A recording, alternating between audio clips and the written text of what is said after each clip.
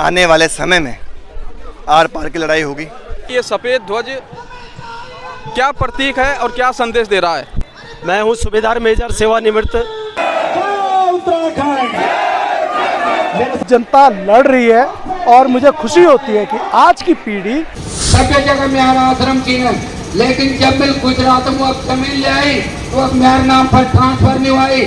Phone बाल तुम ये का मान तो है सकते हो, लेकिन ये जमीन तुम्हारे नाम पर नहीं हो सकेगी। वीडियो को आखिर तक देखिएगा, वीडियो को लाइक कीजिएगा, शेयर कीजिएगा और कमेंट करके अपने विचारों को जरूर रखिएगा।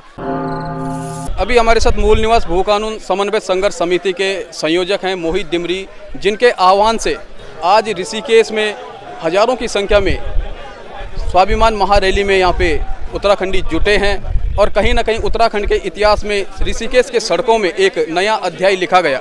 मोहित डिमरी जी, हमने आपकी स्पीच सुनी है और उसमें आपने काफ़ी कुछ कहा है।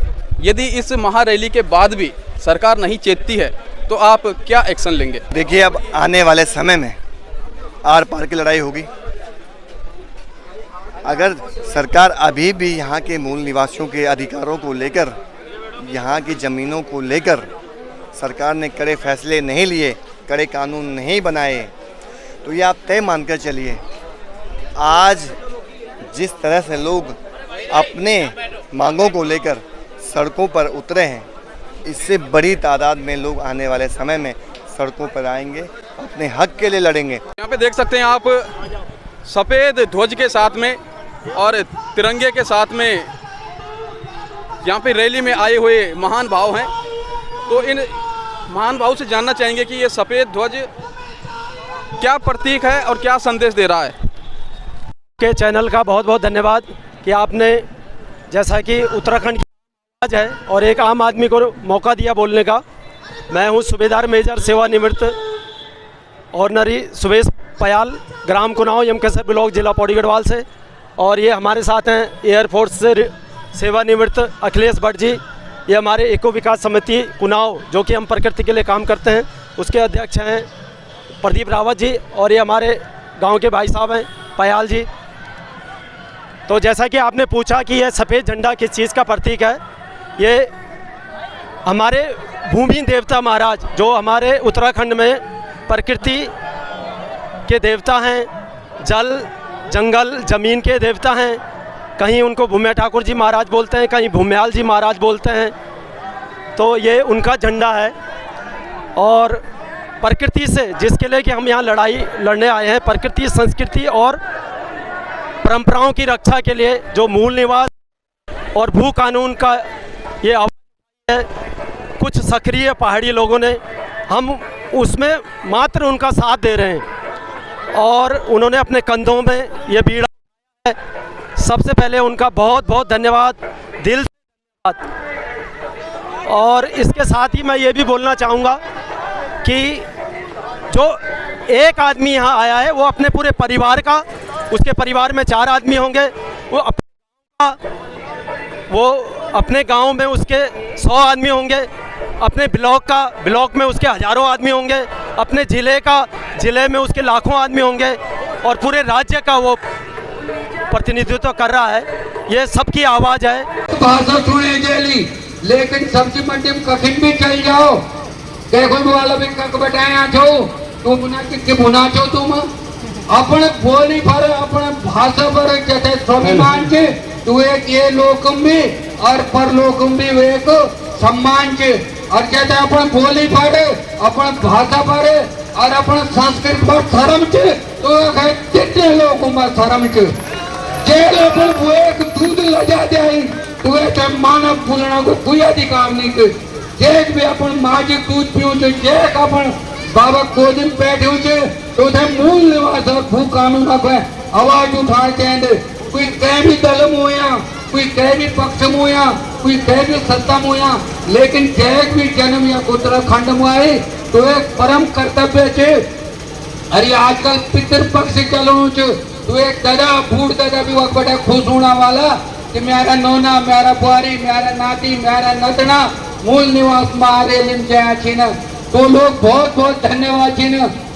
आज वो शरीर यक छे, फल कह जाने की जाने, लेकिन अपन एक आदर्श रह जान वीर चंद्र सिंह गढ़वाली जी नाम आप सुनी वालो वो भी एक अधिकारी ठाई उन अपन नौकरी परवाह नहीं कर उन अपन चाणक परवाह नहीं कर और एक वास्ता अपन काला पानी सजल है आज हमारे भी कथी कथा चाहिए और हम कथा का छोड़ी तक रखो मिले की भूनू छो तुम्हें गुजरात में मेरा आश्रम चीन सभ्य जगह मेरा आश्रम चीन लेकिन जब मैं गुजरात में अब जमीन ले आई तो अब मेरे नाम पर ट्रांसफर नहीं हुई उन बाल तुम ये का मान तो है सकते हो लेकिन ये जमीन तुम्हारे नाम पर नहीं हो सकेगी तमिल गुजराती बोले कि भाई हूँ तो अहियानु वासी छू हूँ तो अहियानु महंत छू मैं हमने पैसा अपेला छे मारू नाम केम भूमि हस्तांतरण नहीं थसे आ लोग कीधु कि बापू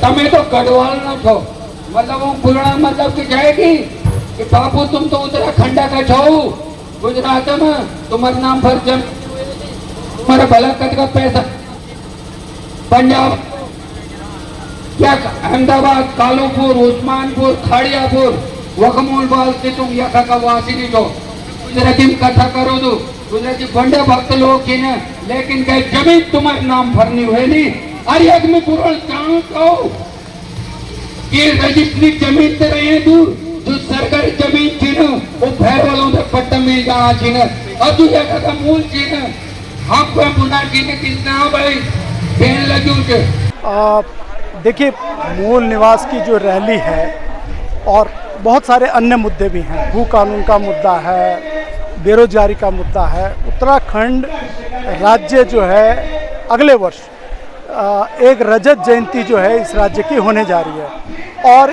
इन 25 वर्षों में राज्य निर्माण के बाद जो उत्तराखंड के लोगों के हाथ में आया है वो नगण्य है। अगर हम सही ढंग से आकलन करें तो मैं आपको ये बताऊं कि हम जो वास्तविक अवधारणा के प्रश्न थे उत्तराखंड के कि उत्तराखंड की राजधानी कहाँ होगी, उत्तराखंड के लोगों को क्या अधिकार होंगे, उनके संसाधन मजबूत होंगे कि नहीं होंगे, उनकी सांस्कृतिक विरासत बचेगी कि नहीं बचेगी, उनकी सामाजिक एकता खंडित तो नहीं होगी। बाहर से आए हुए लोगों की डेमोग्राफी बता रही है कि उत्तराखंड में जो जनसंख्या अनुपात है वो उत्तराखंड के लोगों के पक्ष में नहीं रहा, बहुत तेज़ी से बदल रहा है। तो बहुत सारे सवाल हैं जिससे मूल निवास और भू कानून ये दो अहम मुद्दे हो चुके हैं।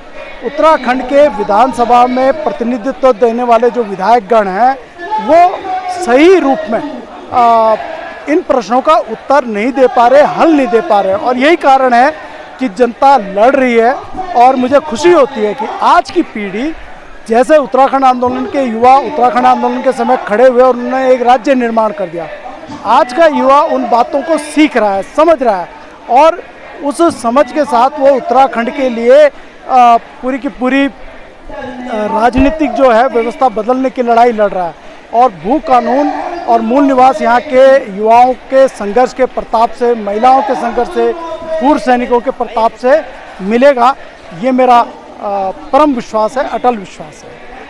उत्तराखंड के विभिन्न जिलों से आज बड़ी संख्या में आज लोग पहुंचे हैं। मुठेठ दुर्गम जो मुनस्यारी क्षेत्र से लेके आपका चमोली, गढ़वाल, टिहरी, पौड़ी और ऋषिकेश की स्थानीय जनता ने भी बड़ी संख्या में आज प्रतिभाग किया और सबकी एक ही मांग थी कि मूल निवास भू कानून तत्काल प्रभाव से उत्तराखंड में लागू हो।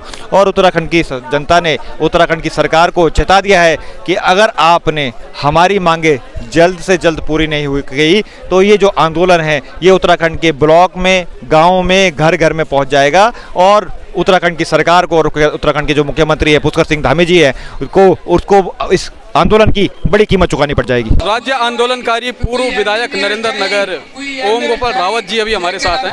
बस आज जो उत्तराखंड बनाने का जो मूल मकसद था उस मकसद को ये सरकार भूल चुकी है और भू माफियों का पूरा उत्तराखंड में राज हो चुका है।